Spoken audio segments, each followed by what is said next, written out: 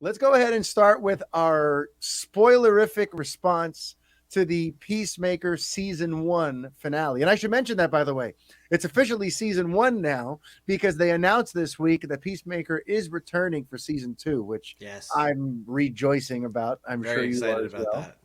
But so Brett, what did you think of the finale? About how they wrapped up this first Peacemaker story that we're getting on HBO Max? So someone over there obviously listens to me, and they said, you know what, we're going to make a nice, tight 8-episode season where there's no filler.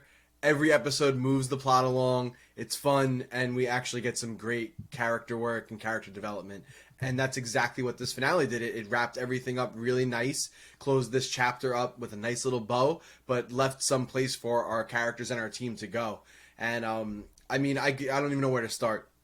Some of the best action, I think, fight choreography was in this episode. There was that really, really cool battle outside of the barn. Let's talk about the cow. that creature in general is the most wild, gross thing ever with the weird nipple milkers. Like the honey milkers. God. They had these little contraptions that were doing it, and it was like very well animated. Yeah. It was disturbing. Yeah, I mean, there was just there was everything. There was a lot of funny. This episode was really, really funny. There was a lot of funny. Yeah. It was like almost slapstick at points. There was just like a lot of great like sight gag humor, and you know, what the human torpedo moment, well, two human torpedo moments that just were really tremendous. There were a number of great sort of standout moments, and it really did hit a lot of different sort of levels throughout the episode, because we did start with the conflict still between Peacemaker and Adebayo, about, you know, he's still sore about, well, everything, you know, the planting of the journal, just the betrayal overall. On speaking terms. By the end, they're almost BFF. Remember, after Eagly, next BFF. She's second. But BFF. like that arc gets rewarded because, you know, we bring that conflict into the episode, but then, you know, throughout the course of it's just, there was a lot of ground covered. I'm trying to think of like the thing that I want to hit on the most. But for you in general, finales can be sort of hit or miss. You know, how did this rate for you as a finale? Did James Gunn stick the landing on season 1? Yeah, like I said, for me, I thought that really it wrapped everything up, but left it a place to go, left like somewhere for the show to go after this. I thought as far as finales go, it was great. Like I said, just in general, this whole series was the way I like to watch television and the way I like to see it go. It's like you always notice when these seasons are longer, you get a couple of crappy episodes that can't keep up the quality. And it allowed them, I think, too, having a short season, to have like a pretty nice sized budget for a lot of these episodes. And we can talk about that a little more too, with a couple of little special guests that we had at the end of the episode. Oh, we're gonna get to that. Trust me. Yeah. So very, very overall, yeah. I mean, I this show, the whole season and the finale, I give like an A. You give it an A. It's an A, yeah. And so season 1, in your book, was a success on Peacemaker. Great success. And it's crazy to think, by the way, that like if you trace this project back to how we ended up here, it all started by James Gunn getting fired from Guardians Volume 3. It's wild. Because there was this, you remember, there was this Twitter controversy over some weird jokes and references he made on Twitter like 10, 15 years ago. Yeah. And Disney did a thing where they canned him. And then now in that limbo, suddenly ripped away from the MCU that he had been helping to build, ripped away from Guardians Volume 3, that suddenly DC showed up on his doorstep and they were like, hey, we hear you're free, right? Yeah. And that's how the Suicide Squad came to be. And then while making the Suicide Squad, he just got inspired to do this Peacemaker thing, because he didn't go into the Suicide Squad thinking, I'm going to make a TV show out of this, you know? So it's just, it's fascinating to think. And there's another one on the way of some other Suicide Squad spin-off show. Yeah. So, yeah. It's just funny to think that had he not been fired from Guardians 3, there'd be no The Suicide Squad and there'd be no Peacemaker. You know, so it's just crazy to think how the little rabbit hole that led us here. He really took advantage of the opportunity. He got screwed out of Marvel. Yeah, he came and really capitalized on all that. And as it turns out, he's back at Marvel anyway. So he's just playing. He's got both houses in his pocket. He's doing both. Yeah, he's doing both. Yeah. Now, one of the plot points that I thought was major, we were talking a lot last week about the butterflies and trying to find out more. Like, we're going to find out exactly who they are and what they are. They're going to get a more official name of some kind. Right. Well, we didn't get a name, but we got a motive. We got a modus operandi for why they're here, what their mission is. And it was an interesting one, right? Yeah. Because essentially, I mean, like all good villains, they see themselves like the hero in the story. Essentially, they reveal to Peacemaker that, like, we're watching humans destroy their planet the way our creatures destroyed our planet, through their own pride, through believing in false prophets, through ignoring science, through all this other stuff. So there's your James Gunn sort of social commentary, social political commentary in there. Yeah. Yeah, and I love that. I love whenever these stories kind of reach for something a little higher. So that was music to my ears, and it makes for like an interesting dilemma, right? It's almost like Thanos' mission as a villain. We're like, you know what? Right. In certain ways, Thanos makes certain pretty good points, right? We've had that discussion that Thanos is right. And in this particular case, if they really do see it as humans are going to destroy a perfectly hospitable Earth, and they don't listen to reason, so we just got to take over their bodies and against their will help, save the world that way. Like, it's such a weird, twisted, inverted way of looking at things. It is perfectly James Gunn in that way. Yeah, but it was really cool. And then the way that Peacemaker responded, And I didn't know what he was going to do, because for a second, like, she made a very compelling case. And she brought up their prior relationship, because, when he had that butterfly trapped in the jar, he was kind to it and he fed it a lot, and she got to see what he's really like, and that he's not a bad person. And she did the peace sign on the thing, So for a second there, I'm like, wait a minute. Are they really going to have Peacemaker join the side of the aliens? Yeah. Because the aliens do bring up a pretty good point, And then it's funny too, because at the end of the episode, when he's asked about that, it isn't some huge world-saving or other large ramification he was worried about.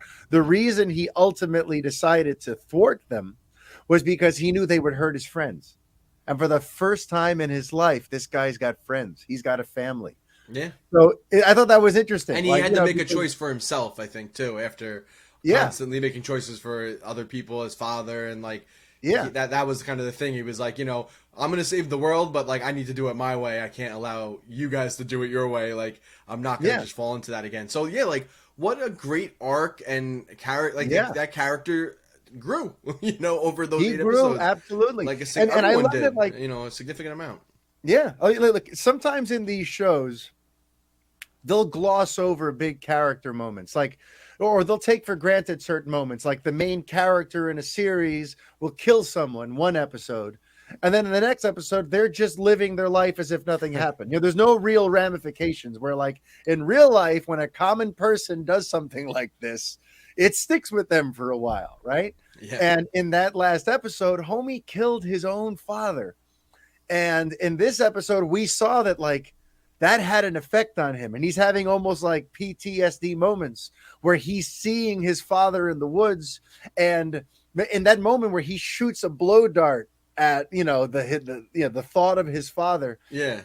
They took that moment seriously, though, where when the dart hits his head and there's the blood, like, he dies all over again. Right. Like, it wasn't just played for laughs. And you could see, like, this is something that Chris, Peacemaker, is going to have to live with for a while. It's not just like, it's not this easy thing that happens in a TV show. Oh, he killed his villain and now he's happy-go-lucky and everything's good.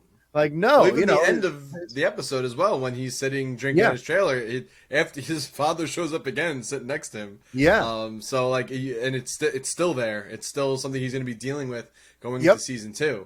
And it's man, that's where you want to have a character. Like, that's exactly where you want to leave them. And I'm really excited. I think it was such a great job. And I feel like in a weird way, it's going to come back to haunt him that he killed his father, because the version that just lives in his head is probably way worse. You know what I mean? Like Yeah, when you he's have all the those worst people, parts. yeah, like when you have those people in your life who are just that negative presence in your life, you know, it's their worst parts. At least when the father was really there, he could go and speak to the actual one. Here now, all he has is the evil, maniacal thought of his dad stuck in his head. So that's Yeah. going to be interesting to see them play that out. And I was like low key very happy that Robert Patrick still has a job. You know, because remember I was sad that like I wanted to see more from him. And then when he got killed off, I'm like, oh, that's it. But no, it looks Yeah. like he's gonna be like, you know, he's gonna be part of the show still, just as one Yeah, of that's great. Chris's thoughts. Um, yeah, just overall, I thought what an interesting story, what an interesting way to come at social issues, what an interesting choice to have Peacemaker, who's this absurd looking weird character with tacky helmets and all this stuff, to use this character to tell a story that actually has something to say and has an emotional arc. I mean, that's, you know, that takes a certain skill set. You That's know, sorcery. I was I'm still very, very impressed at how much they got out of this Peacemaker concept. I don't think when they announced John Cena was playing this ridiculous looking guy in the Suicide Squad, I don't think anyone thought that we'd be getting quite this sort of layered storytelling, you know? Yeah, not at all. Not at all. I thought it was And we have the very... thing now with hardcore, which I will say Yeah. one thing. If anything feels perhaps a little rushed, I would say it's the romance between him and hardcore, because like we kind of get it, like, you know, she was a hard ass at first, but she's slowly warming to him. I feel like she warmed pretty quick. You know what I mean? Like someone like 2 or 3 episodes ago, she just decided, okay, he's pretty awesome. And that was it. I saw them like warm up into a friendship, but I never quite got that it was warming into a romance. I always just thought he wanted to sleep with her, and she was just like, all right, he's an acceptable person to like talk to now. So that did seem a little forced, especially because like they weren't even together really for the whole final battle. Like it's not like there was like a romantic moment where he saved her or something. Like so that was a little forced. I agree. That's like the only, but it's like I'm nitpicking. I mean, like, come on. I'm not saying it ruined anything, but I will say, like, if it that might be the thing that felt the least earned, if that makes any sense. I had when I watched it, I had the thought come into my head too. I literally happened. Like, I was like, this seems a little. Yeah, like when they're holding hands in the hospital bed, like, this sudden tenderness out of nowhere, you know. Right. And it's funny too, because for a second I thought maybe they were going to let the butterfly take over her brain. Yeah. Because I almost saw it as keep like her alive. Yeah, like, all right, so I guess she's about to die, but if this thing takes over, a version of her lives on because it takes on her memories and all that sort of stuff. Yep. So for a second there, I'm like, are they going to do that? And then they did. Yeah, same. I thought. Yeah, really just interesting show, and really, you know, where they're going. The fact that it ends with this, with the seeds planted for season 2. You're showing him out front. We've got Eagly, we've got the dad, we've got the butterfly sitting between them eating the honey, so the butterfly doesn't hate him. Even though he turned his back on them and killed the cow, there's the butterfly is still there. Now Amanda Waller has been put on blast in public by her daughter, who's blown the lid off Task Force X. And we get Viola Davis actually showing up. Yeah. You know, so like there's a lot of interesting dynamics here. Lots of places to go. So season 2 can't come fast enough, if you ask me. But now we got to talk about the big cameos, right? Big cameo. Earlier in the episode, they foreshadowed, right? They planted seeds where once they realized the nature of the mission, one of them said, "Can we just call the Justice League?" Right? And it was kind of scoffed at. And it is what it is. But then now at the end of the episode, once our heroes have saved the day, they're walking away from the burning barn, destroyed barn. Yeah. And suddenly that's when the Justice League arrives. The Justice League in the form of Superman, Aquaman, the Flash, and Wonder Woman. Okay. And at first it's just silhouettes. And I got to tell you, it's pretty cool that like the silhouettes, you see very clearly who these are. You know, like that. This was the Justice League that's been built up all these years. The Justice League that we kind of thought maybe at some point they were going to retcon them out or whatever. Like, no, these, as of right now, as of February of 2022, DC's Justice League looks like this. So for those of you, by the way, who are like hashtag restore the Snyderverse, hashtag this, hashtag that, like, guys, they're here. The Justice League characters that you loved are here. All right. And they look pretty badass. Okay. Now listen, the Superman is just a silhouette, but it's very clearly meant to be Henry Cavill's silhouette, at least, with the big billowing cape and the shape of his head. It's clearly meant to be the Man of Steel Superman. Right. And then you have the Barry Allen Flash, who's wearing the costume from the Zack Snyder Justice League movie and the theatrical cut, right?